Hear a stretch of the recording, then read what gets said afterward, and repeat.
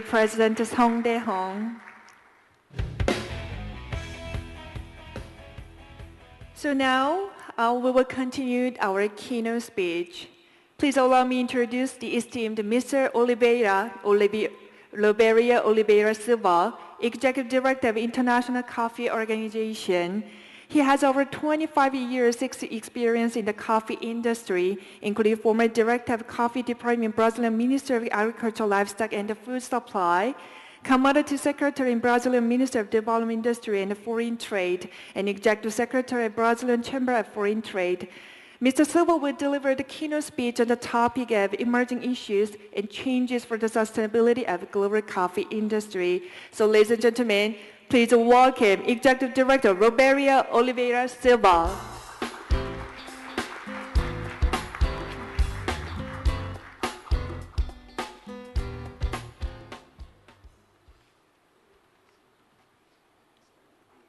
Sure. Do you have a clicker?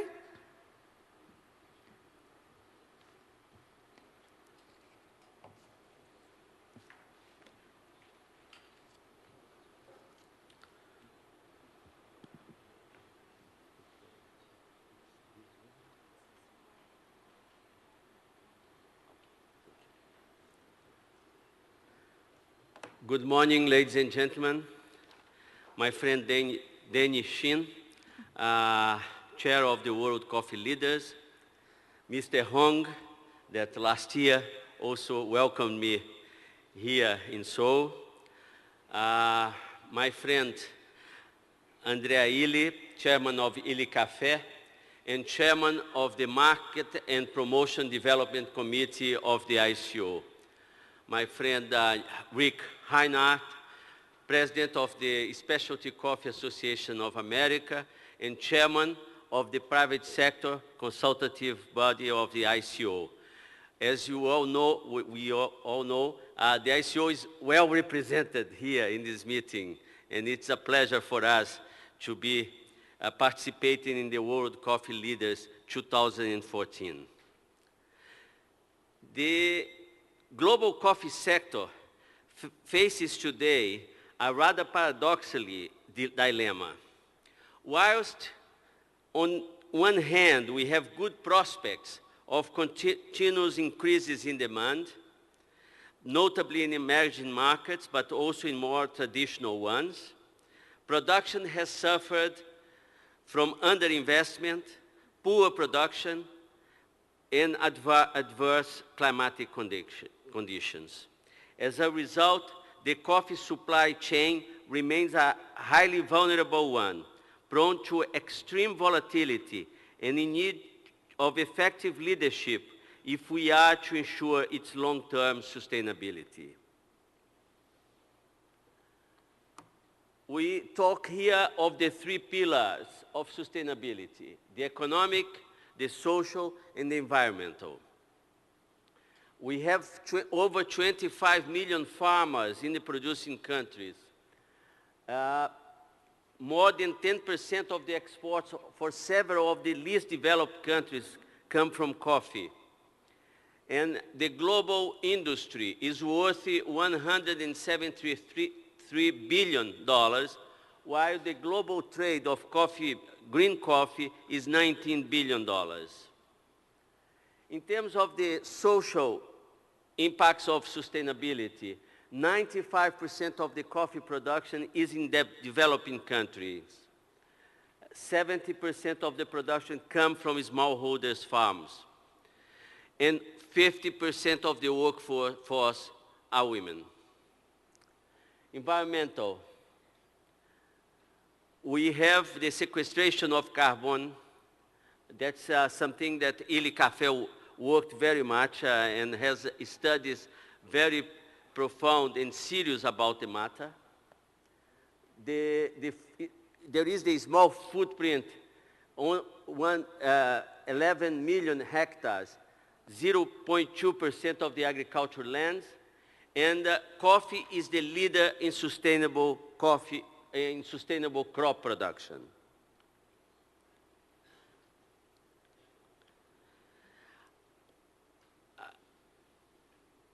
I would like to refer to one each one of these three critical areas, provide an overview of global consumption prospects, and finally look at ways that we can address those challenges.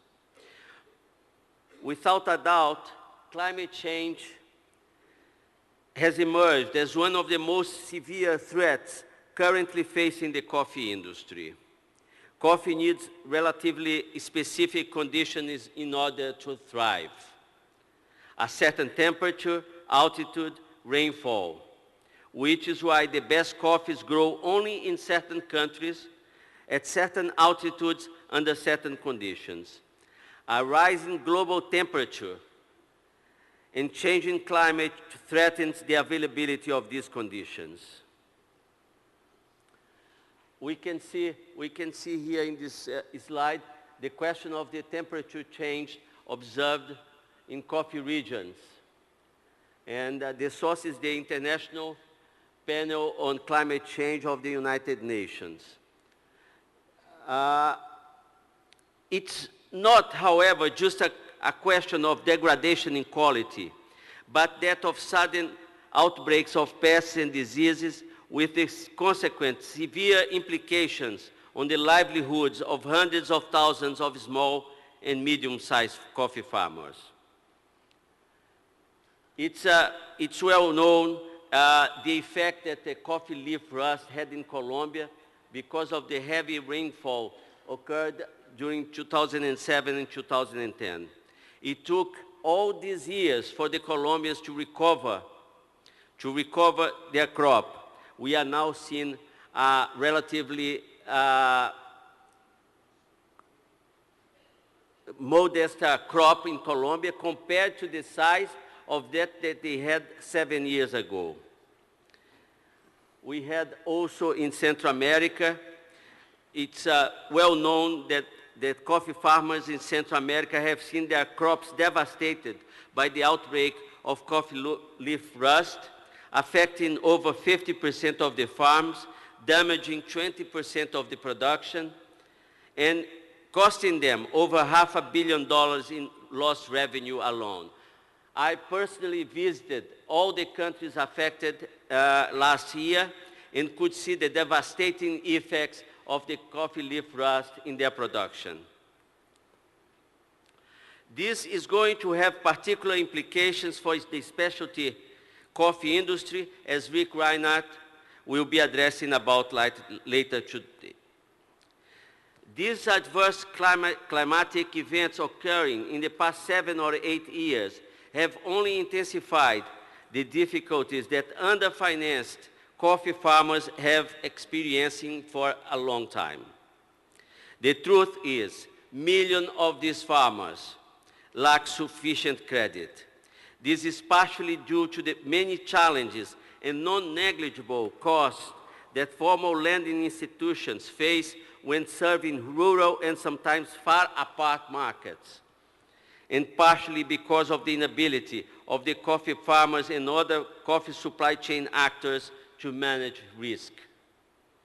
The continuous presence of these risks reduces, in turn, the incentives and willingness of financiers to lend to the sector, as well as curbing the interest of the coffee sector actors in borrowing to invest in their enterprises. To make things worse, it is often the case that the farmers have a poor understanding of the risks they face, thus thwarting their efforts to mitigate them and preventing the adequate assessment by pricing by lenders.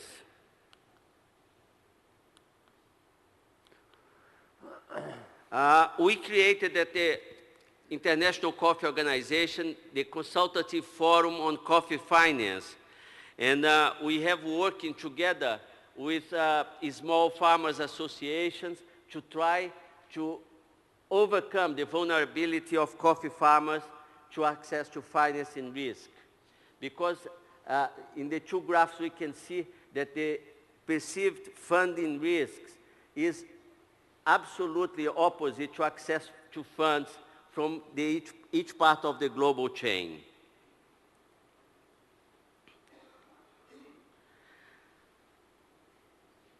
there is significantly more value, profit, and income as one moves along the supply chain. As such, those actors are better placed to meet the lending criteria of banks and access finance. According, the origin end of the supply chain faces the greatest shortage of financing as it generates the lowest value. In addition, those further up the supply chain are usually much more able to effectively manage their risks. So, overall, our major concern when assessing the main issues affecting the sustainability of the coffee sector has to do with the vulnerability of our coffee farmers in many coffee-producing regions. Take, for instance, the rise in production costs over time, which can severely affect a producer's ability to make a sustainable living from their coffee crop. The main components of production costs for coffee producers are labor, fertilizers, and phytosanitary products. Labor costs are one of the major limiting factors for the development of coffee production. In many countries, one of the explanatory reasons for declining production levels is the aging agricultural population and the lack of youthful workers to replace it, due to largely to urban migration from rural areas. Coffee is a labor-intensive crop with little mechanization in many producing countries, and global urban wages are increasing widely. It is also widely recognized in social terms. Coffee plays an important role in the settlement of the farming population and the creation of employment in rural areas. Coffee also permits wider distributions of income among farming families. When prices are lower than production costs, opportunities for the rural population to renew itself are diminishing, given the lack of interest in farming among young people and the exodus to urban centers and developed countries. This situation threatens the stability and the sustainability of the economy in countries heavily dependent on coffee for the bulk of the export earnings. Finally, as it is the case of many commodities, I would like to point out that price volatility is a major concern for stakeholders in the world coffee market. In exporting countries, volatility is a source of uncertainty in relation to export earnings and tax revenues, as well as instability in producer incomes. In the importing countries, on the other hand, price volatility makes it difficult for roasters to control processing costs and affects profit margins.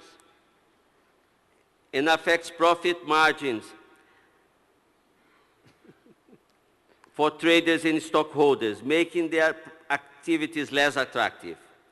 This year has been characterized by higher than average volatility in coffee prices. This is an inherent characteristic of the coffee market. Indeed, in the last 10 years, the global coffee price, ICO composite indicator, has nearly quintupled, then halved, then doubled again. This hurts everyone, but is particularly damaging for coffee farmers. Dear friends, I have pointed to you some of the key challenges we face in our industry, challenges that are matched by the fact that the world coffee consumption is thriving. This is very good news. World coffee consumption in 2013 was 145.8 million bags, and it's growing consistently at around 2.5% a year. The Economist Intelligence Unit released a document last week averaging this growth at 2.7%, which is even better. Furthermore, over the last 50 years, the perception of coffee as a healthy product has changed significantly, with a corresponding increase in the amount of scientific research into the positive health properties of coffee. Mr. André Aile is going to touch upon this issue with much greater interest. Exporting countries whose economic prospects are favorable to increase coffee consumption include Brazil, Indonesia, India, and Mexico.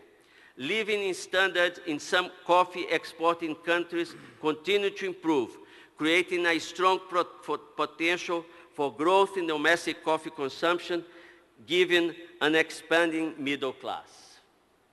If we look ahead to 2020, we are expecting a total consumption of 175 million bags, 30 million bags more than last year. Emerging markets are found in newly industrialized countries which have experienced considerable economic and social development, like is the case here in South Korea. As a group, these emerging markets have recorded considerable growth in coffee consumption, with an increase from 10.2 million bags in 1990 to 27.9 million bags in 2012, representing an average annual growth rate of 4.7%.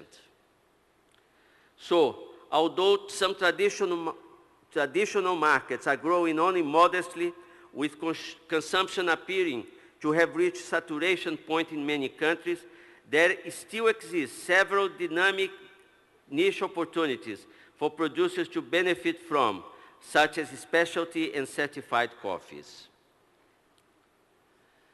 Given the context of a free market that we operate, we can not only address the issues of climate change, risk, access to finance, and extreme volatility through increased learning, setting up as a vital goal the conversion of our small coffee farmers in small entrepreneurs. To this effect, and as a decisive step in that direction, the International Coffee Organization and the World Bank, the Agricultural Risk Management Team of the World Bank, have developed a joint study to identify risks at different stages of the coffee value chain, to determine their impact on the availability and the cost of finance, and to propose feasible remedial measures that could mitigate these risks. Parallel to this report, we are also finalizing the up-to-date assessment of coffee and climate change, one where we not only describe the current state of the art, but also mean to provide member countries with the necessary roadmap to access adaptation and mitigation funds, leading to the Paris 2015 Climate Change Summit. Ultimately, success in achieving a sustainable coffee sector, one that will guarantee the availability of coffee in the quantities and qualities that are required, now and in the future. Ultimately, that success will be measured by the increased involvement of young people in coffee farmers as small entrepreneurs. This will be no easy task, and perhaps can only be accomplished if we promote synergies across all actors of the coffee supply chain when addressing critical issues of the sector.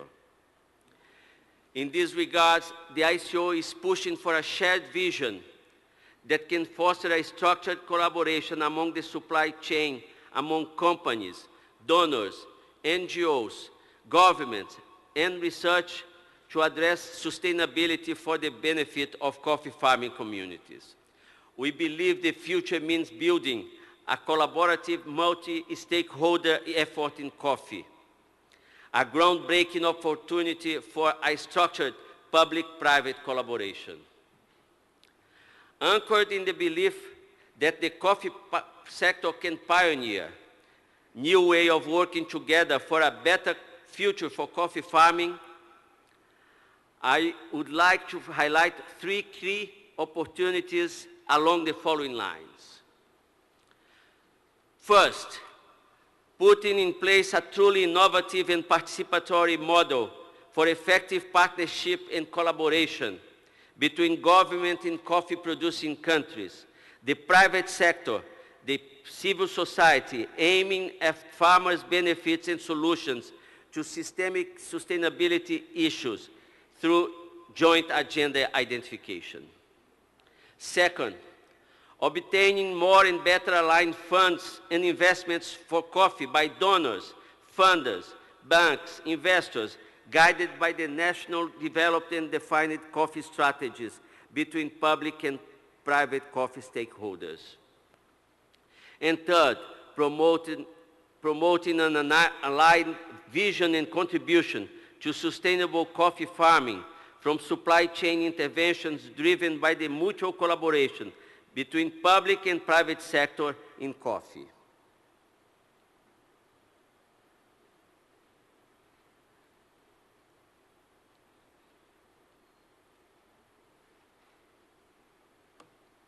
I hope I have achieved in offering a brief overview of the main challenges and opportunities in the global coffee industry. Convinced that I am that no task is too big or too difficult if we join forces in large-scale cross-sector coordination. I would like also to bring to your attention, as Mr. Andrea Illy is going to do in a few minutes, that we are going to hold a global coffee forum at the aegis of the Expo 2015 in Milano to celebrate the first International Coffee Day in October 1st next year. And I count with the presence of all of you. Thank you very much.